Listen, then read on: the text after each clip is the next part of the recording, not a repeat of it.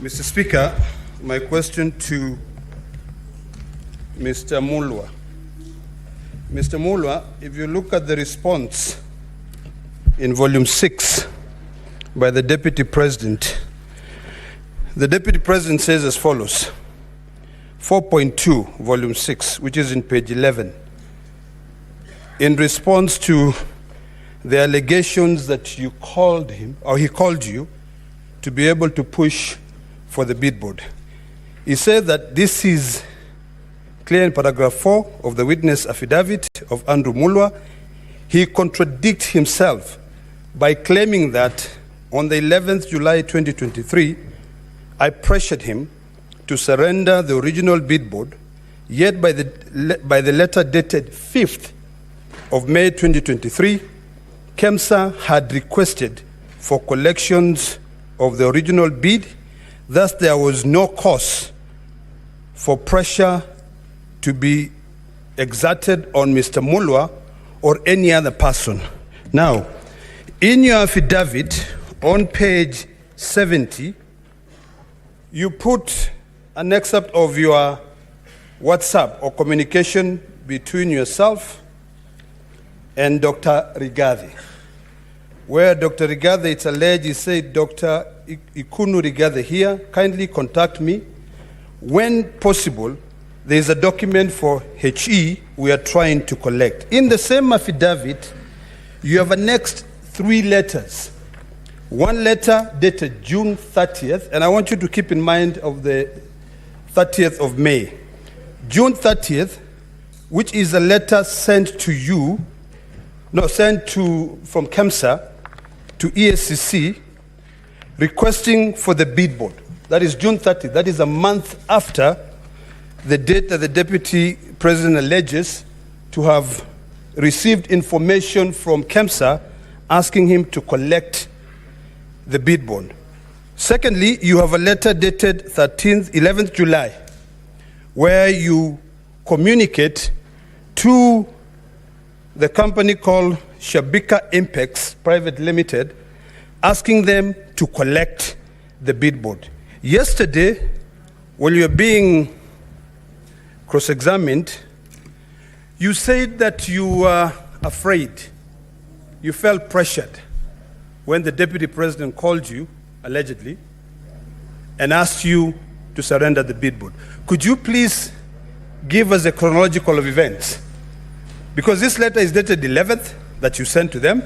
You allege that the Deputy President called you on 11th.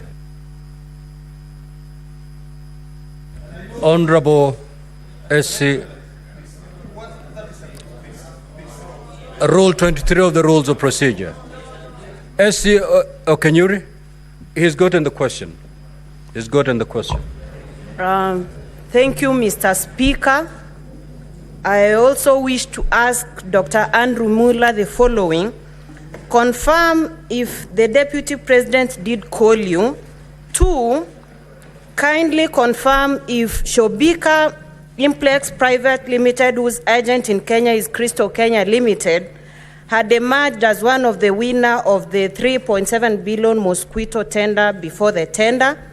And finally, what was the issue with the bid bond that you said yesterday you were trying to go pick from EACC? Thank you. Senator Kavindu.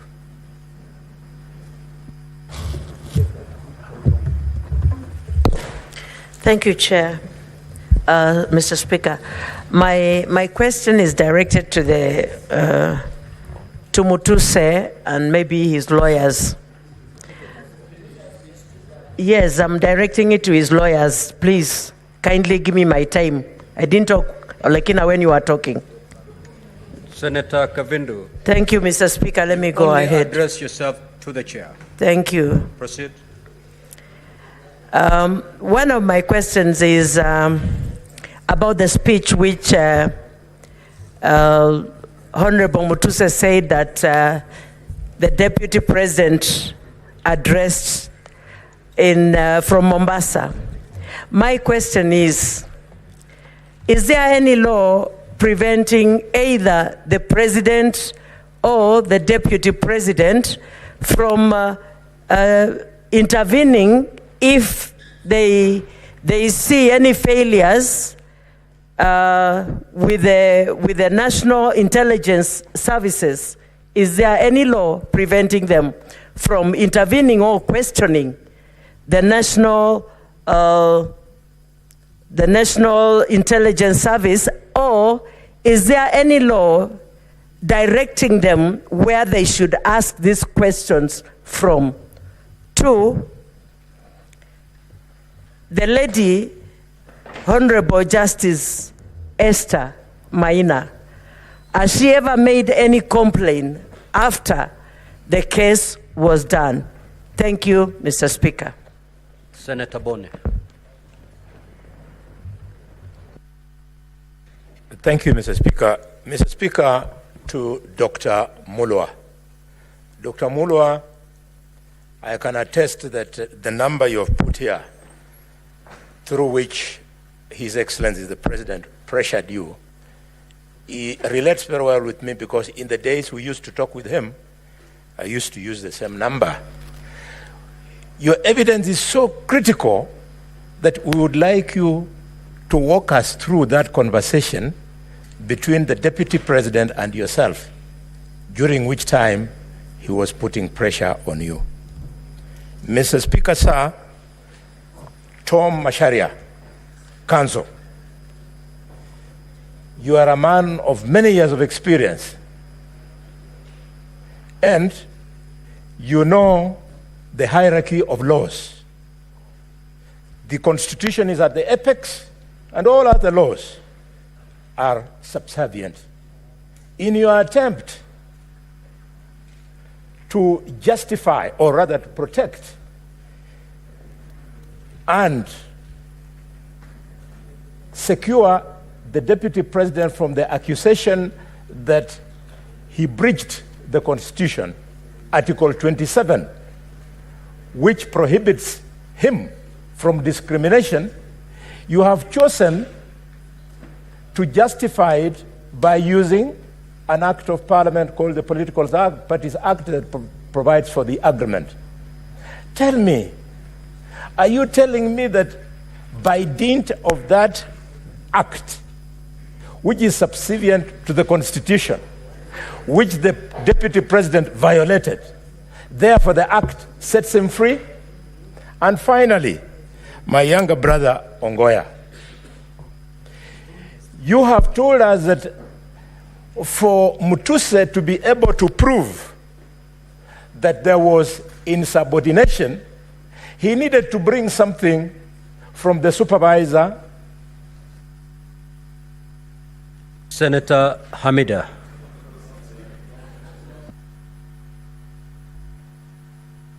Thank you, Mr. Speaker. I remember I am the one who raised this motion, this statement on the mosquito net for investigation. So I am so much aware of this investigation that went on. But Dr. Mulwa, apart from the financial loss that KEMSA incurred, did the alleged interference of the relationship, the alleged interference affect the relationship between the Global Fund and KEMSA? Because I remember, of course, the tender was terminated, which was about 3.7 billion. Global Fund terminated the tender. So was there any a relationship lost between the two? Number 2, did the PS Josephine Mburu and CEO Terry Ramadhan lose their jobs due to this tender process, during the tendering process of the mosquito net tender? Number 3, did you feel intimidated and coerced to act given the office of the DP? Thank you. Senator Wafula. Asante Mheshimiwa Spika. Daktari Mulwa, madai kwamba ulipata simu kutoka kwa naibu rais kufuatilia jambo linalohusu mwanawe. Wewe kama mtumishi wa umma, unapopata simu kutoka kwa kiongozi wako wa kitaifa akifuata yale yanayohusu mwanawe, unaona ni vema kutekeleza jinsi anavyotaka ama kufuata katiba ili kutetea yeyote aliyeomba nafasi ya kufanya kazi? Asante sana Mheshimiwa Spika. Senator Munyihaji.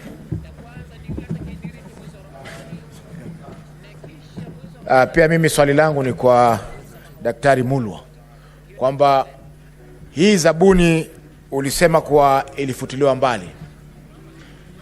Je, wakati ilipofutiliwa mbali kuna hasara yoyote ilitokea kwa serikali ama kwa KEMSA kutokana na kufutiliwa mbali kwa zabuni hiyo? Pili ni kuwa wewe kama mkurugenzi wa KEMSA ulichukua hatua gani ulipopata simu ama ulipopata maelezo kutoka kwa naibu wa rais kwamba hiyo tenda ama hiyo zabuni ipewe mtu fulani? Asante. Senator Muma. Thank you, Honorable Speaker. Dr. Mulwa, I have two related questions to you. One, is the return of billboards part of the procurement process? And if it is part of the procurement process, would you say that a call from the Deputy, His Excellency Deputy President, on this issue amounts to interfering with the procurement process? Thank you. Senator Mariam.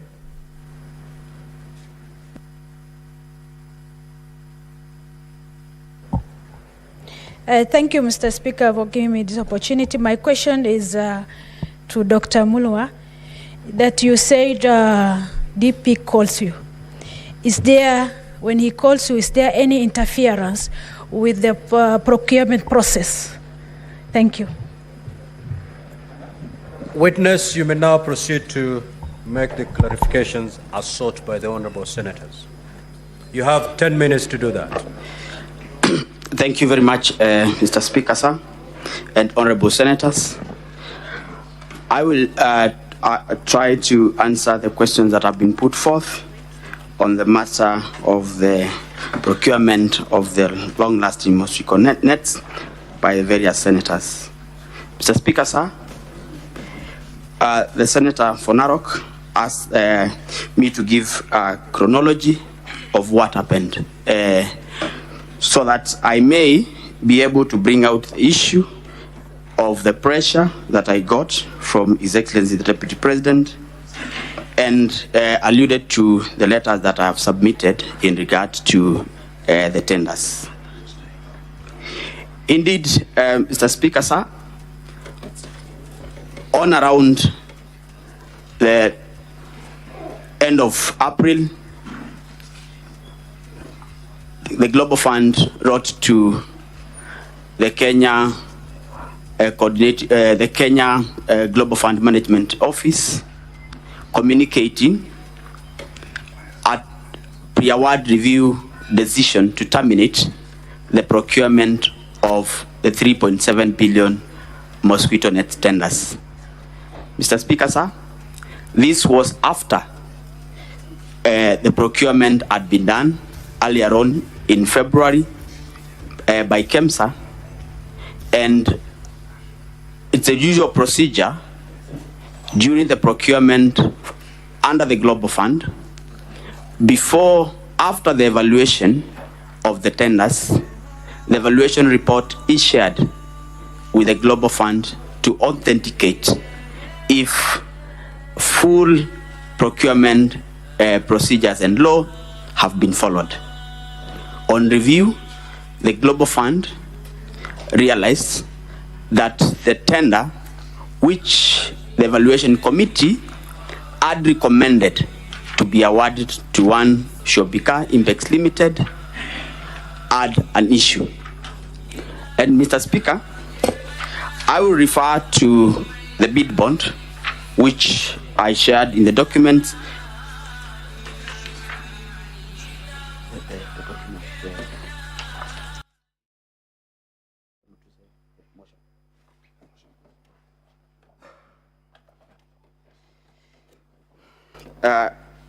in the motion, I think is page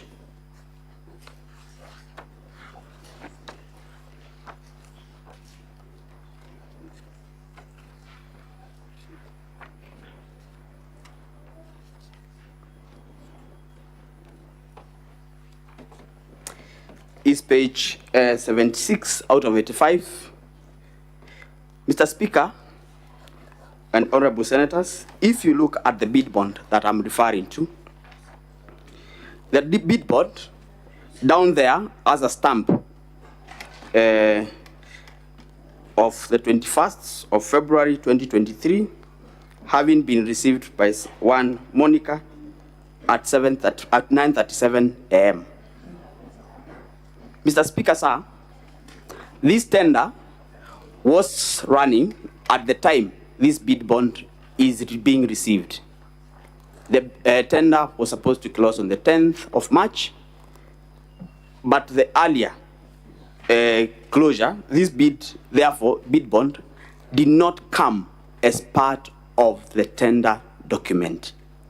Usually, bid bonds are annexures to the tender document, and therefore, this bid bond came as an ordinary mail. Further, if you look on top of that page, it's written PD, which is Procurement Department, FY&F for your next necessary action, and I can confirm the signature for the CEO who was there before me on the 23rd of February while the tender was opening. In other words, Mr. Speaker, sir, this bid bond already had issues even before the tender closed and was opened, and therefore the bid bond was submitted outside the tender document, which is already an irregularity in the procurement. Mr. Speaker, after the cancellation of these tenders, the Global Fund, this issue became brought an outcry, and as a result, a principal secretary, the CEO, and officials from the Ministry of Health and KEMSA were suspended as a result. The PS was actually dismissed. Mr. Speaker, sir, an investigation was instituted by the Public Procurement Regulatory Authority, the ESCC, both houses of Parliament, both the National Assembly and the Senate, investigation onto the procurement anomalies. Mr. Speaker, one company wrote to us around June 12th or thereabout, asking for return of the bid bond. This company was Shobika, and we were able to, we did not have the document because ESCC and other investigating agencies had taken the original documents. And therefore, we wrote back and informed them of the state. And when July came, I think the investigations were happening, officers were recording statements, and that is when I got a call from the Deputy President asking me to surrender the bid bond to Dr. Rigathi Kino.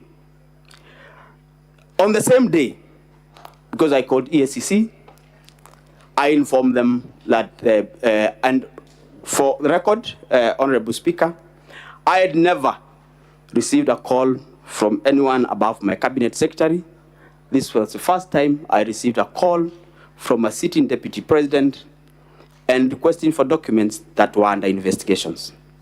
Mr. Speaker, in my 15 years of public service, I had never been asked to do that.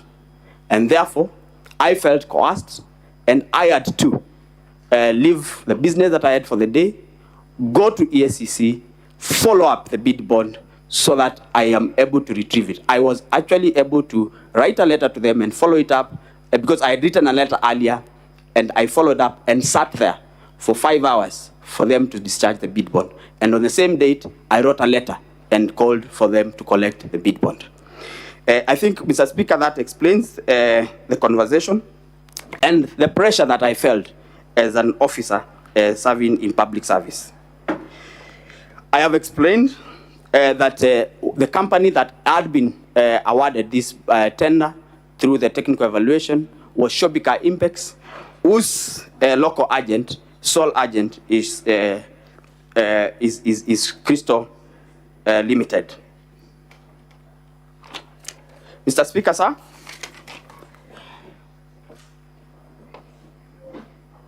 I have walked the Senate through the conversation that I had with the question asked by Honorable Dr. Boni Alwale on what transpired and how I was able to get the bid bond.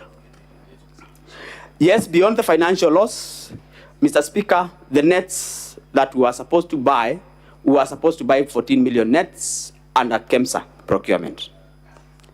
As a result of purchasing these nets through the Global Fund WAMBO system, we could only purchase 10.2 million nets. Global Fund could only supply 10.2 million nets.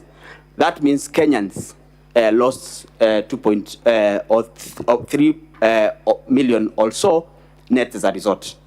Secondly, there was a delay. We were supposed to implement the distribution of nets to the public from September 2023. That was not possible as a result of the delays. We were only able to start distribution of the nets from January this year.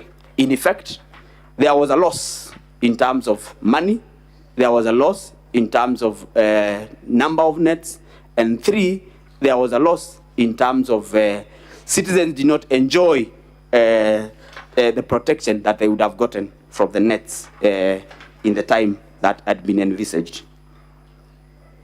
Indeed, I can confirm, and I've already mentioned, that PS Josephine was dismissed, and acting CEO and other officers were also suspended. About following the law, when I got the call, Honorable Speaker and Senators, I was able to,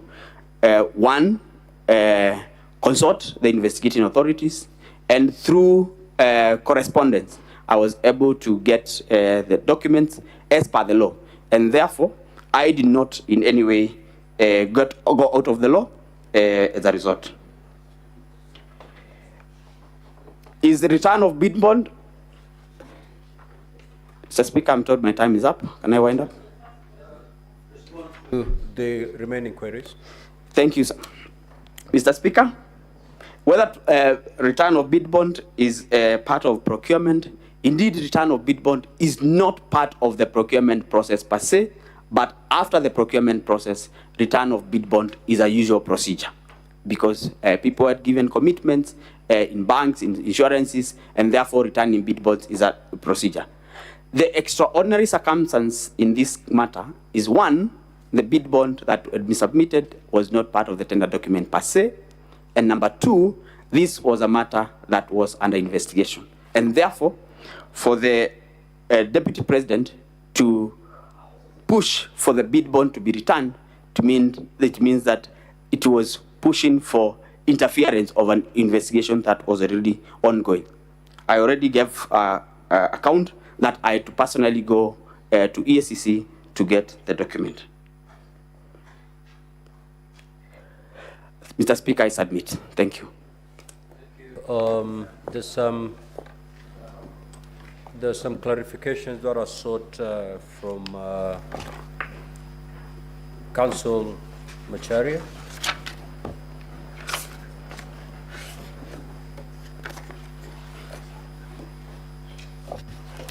Honorable Speaker and honorable members, Honorable Boni Alwale asked a question from the law.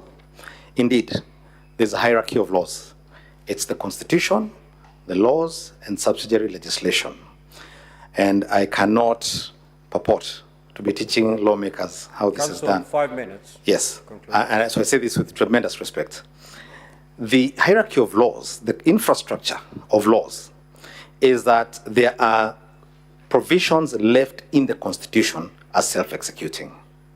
The Constitution then delegates to Senate and the National Assembly the power to make laws to execute certain of its provisions. And to that extent, that statute carries constitutional authority because it is made pursuant to a constitutional provision. And that would be the case with the Political Parties Act.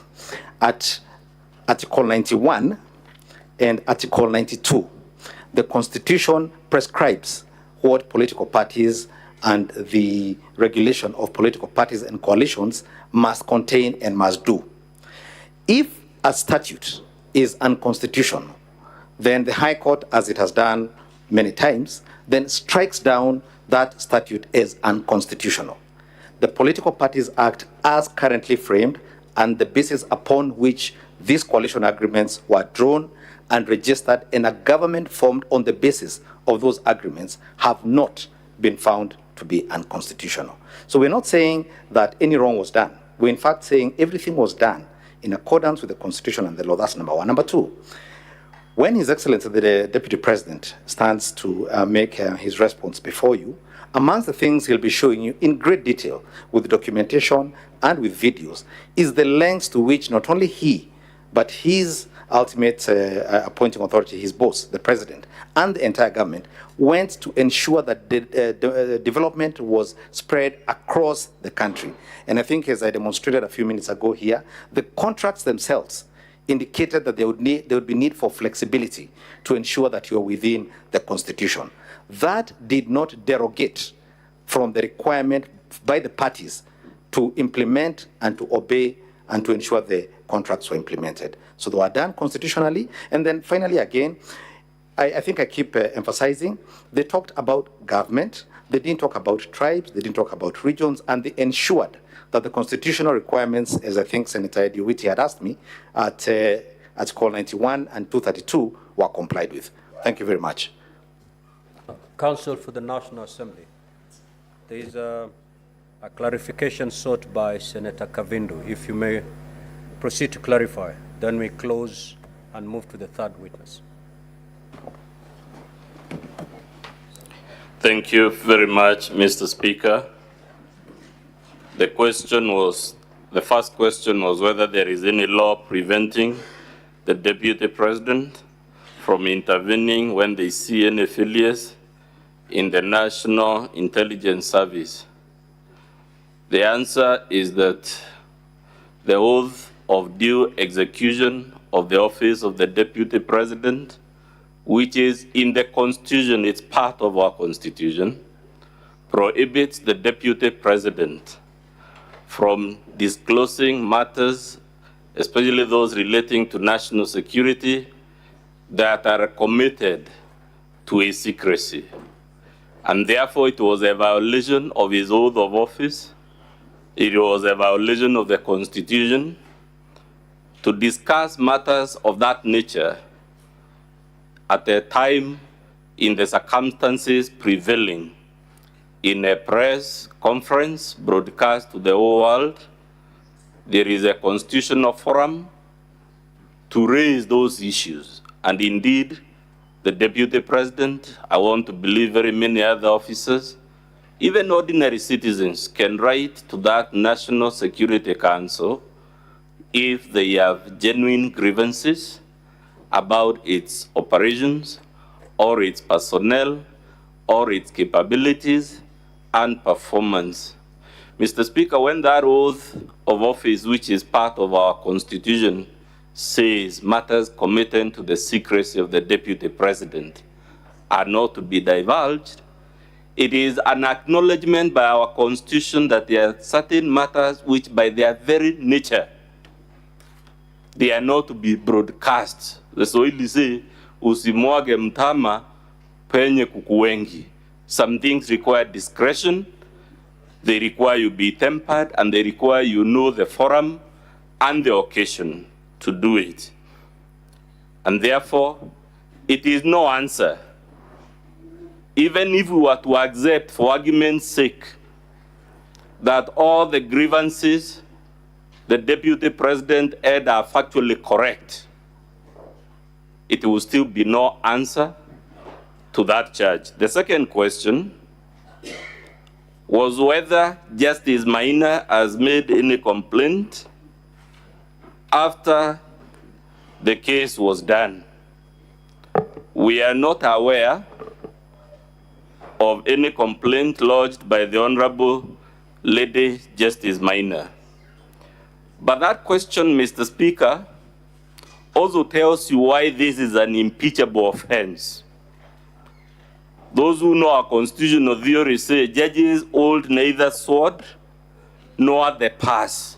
The reason our constitution protects judges and puts them in a special place is because unlike politicians and the executive, they have no way and no forum of dealing with harassment from the political branches of government. But if we are wrong in that, Mr. Speaker, again, why I'm very happy with this question, you imagine, let's accept for argument's sake that indeed Justice Maina could have lodged a complaint, because it's possible she would have walked to a police station, met an OCS there, recorded a complaint and a statement. Dr. Mulwa has just been here as a junior officer. The practicalities of an OCS, a police constable, summoning the Deputy President of the Republic to respond to a complaint, the whole specter of handcuffing, taking fingerprints, processing the Deputy President to take him to the magistrate's court to answer to a criminal offense, would subject that office to so much indignity. And because the design of our constitution is that people holding certain offices, in fact, the constitutional text is that they should behave in a manner that brings honor and dignity to the office. It is to save the country the drama, the spectacle of a junior police officer, a junior prosecutor, harassing, arresting, prosecuting a deputy. And because we don't want to subject our democracy to this kind of showbiz, that is why this Senate is vested with the power of impeachment, and that is why our Supreme Court has said several times, as I pointed out yesterday, the test is not whether he is criminally liable or civilly liable, which is the business of the judiciary. I so submit, Mr. Speaker. Now, Counsel for the National Assembly, you